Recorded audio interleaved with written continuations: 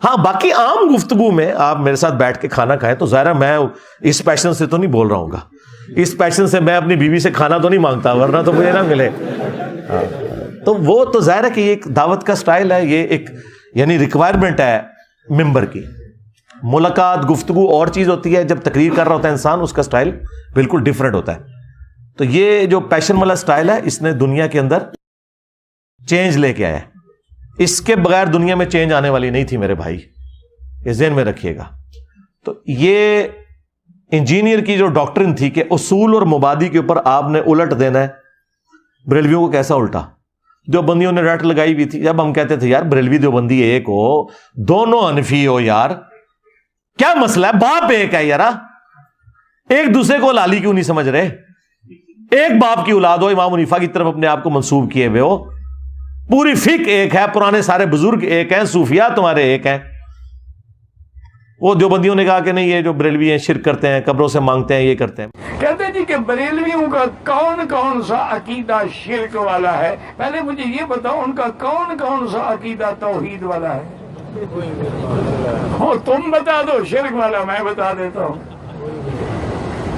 اگر قبروں پہ سجدہ کرنا یہ توحید والا عقیدہ ہے, قبروں پہ طواف کرنا یہ توحید والا عقیدہ ہے, ہر سال بزرگوں کا عرس منانا, عرس جانتے ہو کیا ہوتا ہے؟ عرس ہوتا ہے شادی, یعنی اللہ سے ہر سال شادی کراتے ہیں.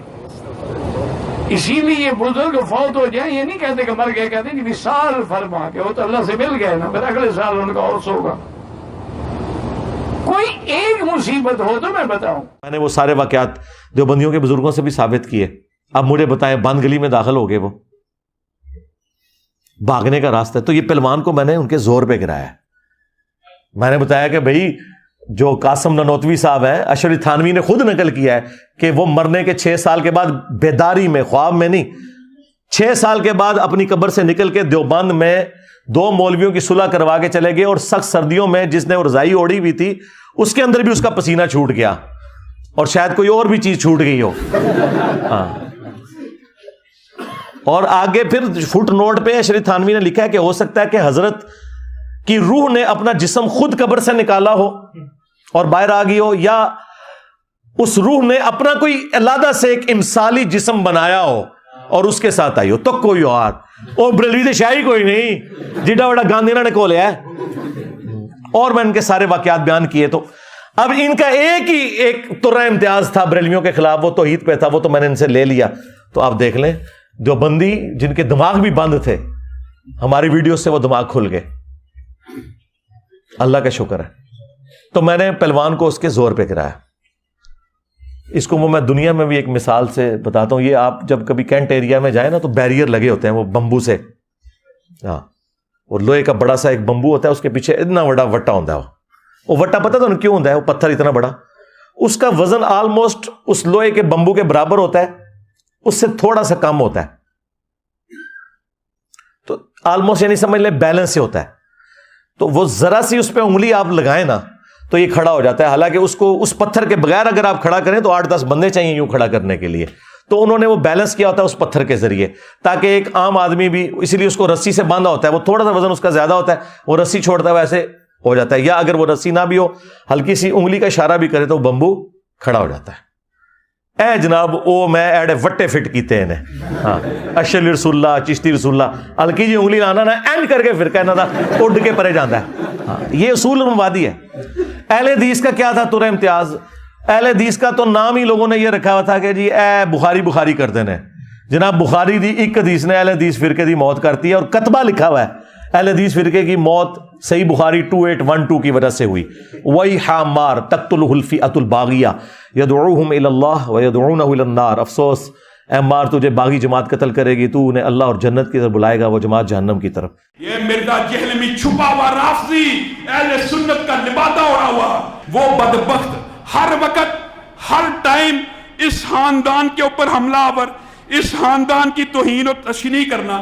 ایک حدیث گڑی ہوئی ہے, ایک حدیث گڑی ہوئی ہے, ایک حدیث گڑی ہوئی ہے, یعنی مفہوم گڑا ہوا. حدیث تو درست ہے, کہتا ہے عمار کو فیہ باغیہ قتل کرے گا, وہ عمار کو जहन्नुम की तरफ बुलाता होगा, मुआज़ल्लाह, वो अम्मार को जहन्नुम की तरफ बुलाता होगा।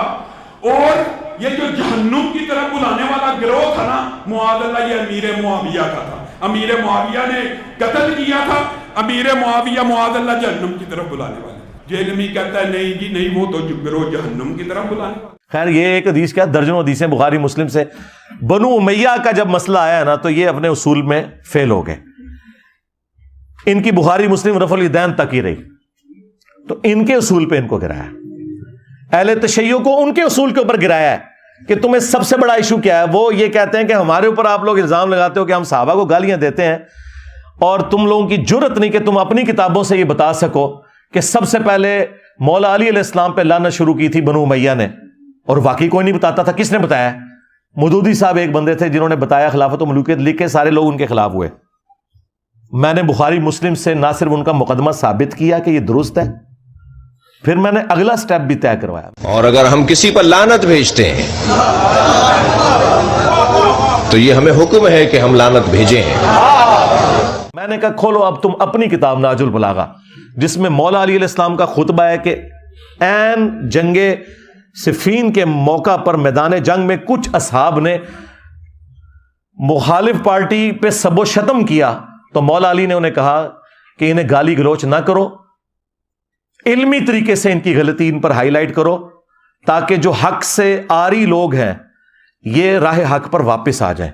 ये नहजुल बलागा में मौला अली का खुतबा है। इसके अलावा कई और खुतबात मैंने पेश किए कि तुम अली के शिया हो या बनु उमैया के शिया हो, अली तो मैदान जंग में भी गाली नहीं निकालने दे रहे, और तुम 1400 साल बाद भी गालियां निकाल रहे हो। हाँ, इल्मी तरीके से उस जमाने में भी आप हक को हाईलाइट करें, आज भी करें, बिल्कुल दुरुस्त है। तो मैंने उनके उसूल और मवादी के ऊपर उनको पकड़ा। उनका मसला था करबला का, बनु उमैया का, उसी उसूल के ऊपर उसे एक्सेप्टेंस दी, और फिर उसी उसूल के ऊपर अगले मामलात उनके साथ तय किए। अकीदों में मसला था तौहीद का, तो मैंने उन्हें कहा यार सुबह शाम तुम्हारे अज़कार में है, सूरत अन-नम्ल की आयत नंबर 62, अम्मन युजीबुल मुत्तर्रा इज़ा दआ व यक्शिफुस सू व यजअलुकुम खुलफाअल अर्द आ इलाहुम मअल्लाह। भला बताओ तो कौन है जो मुसीबत और परेशानी में घिरे हुए शख्स की फरियाद को सुनता है, उससे उसकी तकलीफ को दूर करता है, तुम्हें जमीन पर अगलों का खलीफा करता है। आ इलाहुम मअल्लाह, क्या अल्लाह के साथ कोई और इलाह भी है जो तुम्हारी तकलीफ दूर करे, जिससे तुम दुआएं मांगो? और सुबह शाम के सुन्नत अज़कार में शिया के यहां ये दुआ पढ़ी जाती है, कुरान के अंदर ये आई है। मैंने कहा तर्जुमा पढ़ लो। जो अल्लाह से क़ुर्ब रखता होगा वही गैब से मदद मांग सकता है, वही वहां से पैगाम ले सकता है, वो वहीं से गैबी मदद ले सकता है। तभी तो हम और आप जाते हैं अल्लाह के खास बंदों के पास, औलिया इलाही के पास, मुत्तकी परहेजगारों के पास, और जो अल्लाह का क़ुर्ब रखता है वही अल्लाह से गैब की मदद ले सकता है। अल्लाह से मदद वो लेगा। बहुत से लोग कहते हैं हमें डायरेक्ट अल्लाह से बात करनी चाहिए, हम अल्लाह से खुद बात करेंगे, हमें किसी वसीले की जरूरत नहीं है। इसको देखो तो सही, ये है कौन? इसने अपना कद देखा है, इसने अपना चेहरा आईने में देखा है, इसकी हैसियत है कि डायरेक्ट अल्लाह से बात करे? डायरेक्ट अल्लाह से बात करने का दावा या मोहम्मद करें या अली करें। अहले तकवा को हक है कि वो अल्लाह से बात करें। कहने जी या अली मदद कहना बिदअत है। अच्छा बोलते हमें, तशरीह आप करेंगे? या अली मदद का मतलब मौला अली से दुआ मांगना है, यह वसीला और तवस्सुल नहीं है। हमें नहीं उर्दू आती, अरबी नहीं आती। वसीला और तवस्सुल तो यह है कि अल्लाह तुझे अपने नबियों का वास्ता, तुझे सहाबा इकराम का वास्ता, तुझे अहलुल बैत का वास्ता, तुझे मौला अली का वास्ता, ऐ अल्लाह तू मेरा काम कर दे। यह होता है वसीला। वसीला यह होता है कि या अली मदद, आप मेरी मदद करें। ये वसीला तवस्सुल नहीं है, यह इस्तानत है, और यह अल्लाह का हक है। और फिर मैंने कहा कि खोलो नाजुल बलागा में मौला अली ने जो हसन इब्न अली को खत लिखा है, अपने बेटे को कहा, ऐ बेटा तू उसकी औलाद है जिसने अनकरीब मर जाना है, फना हो जाना है। उसने फना के लफ्ज हैं, हालांकि अल्लाह की जन्नतों में जिंदा है, जिसम मुबारक भी उनका सलामत होगा, लेकिन उनका अली ने तो फना हो जाना है, और उस एक जात ने बाकी रहना है। ऐ हसन, तुझे जब भी कोई मुसीबत और परेशानी हो अल्लाह ही से मदद मांगना, और याद रखना मेरे बेटे हसन, अल्लाह का दरबार वो दरगाह है कि उसने अपना कोई दरबान भी मुकर्रर नहीं किया कि जिसकी इजाजत के साथ अंदर आने की जरूरत पड़े। और फिर साथ मौला अली ने कहा कि ना उसने इस चीज को जरूरी ठहराया कि तू किसी का वसीला बीच में डाले, کسی کا واسطہ دے اللہ کو، اللہ نے یہ بھی کوئی ضروری نہیں ٹھہرایا. یہ بھی الفاظ موجود ہے نہج البلاغہ میں. تسی یا علی مدد لے کے بیٹھے ہو، مولا علی نے کہہ رہے کہ واسطے وسیلوں کی بھی ضرورت نہیں ہے. آپ مجھے بتائیں کہاں بھاگیں گے یہ؟ اور پھر مولا علی کا وہ خطبہ جو نہج البلاغہ میں موجود ہے، حضور کی میت پہ کہہ رہے ہیں یا رسول اللہ آپ کی موت اگلے انبیاء کی سی نہیں ہے، آپ کی موت نے آسمان کا زمین سے رشتہ منقطع کر دیا، اب قیامت تک کوئی غیبی خبر نہیں آئے گی. تواڈے سارے کشف، الہام، ٹھیک ہے جی، عقیدہ امامت اس اعتبار سے کہ اسے ڈیوائن مانا جائے، سب کچھ فارغ کر دیا مولا علی نے. اگر مولا علی کہہ رہے ہیں کہ آسمان سے خبر ختم ہو چکی ہے، مولا علی کو اگر خبر نہیں آ رہی تو بعد والے تو شاہی کوئی نہیں. پھر آج کوئی بابا آ کے دعویٰ کرتا ہے جی منو فلاں آیا ہو گیا تو ہو گیا.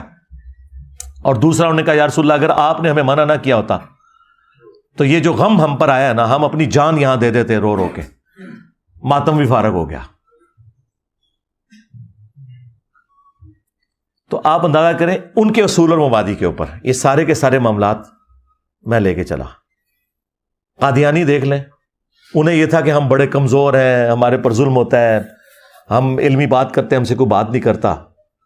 میں نے ان کے اصول اور مبادی کے اوپر ان کو گرا دیا کہ تمہارا یہ جو دجال تھا اس نے تو اپنی کتابوں میں حدیثوں کے حوالے تک غلط دیے ہوئے ہیں، وہ حدیثیں وہاں پہ موجود ہی نہیں ہیں جو اس نے حوالے دیے ہوئے ہیں. پلس اس نے جو اصول اور مبادی کھڑے کیے ہیں قرآن و سنت سے دلائل کے، وہ تم خود پڑھ کے دیکھو، ان چیزوں کا لینا دینا ہی کوئی نہیں ہے.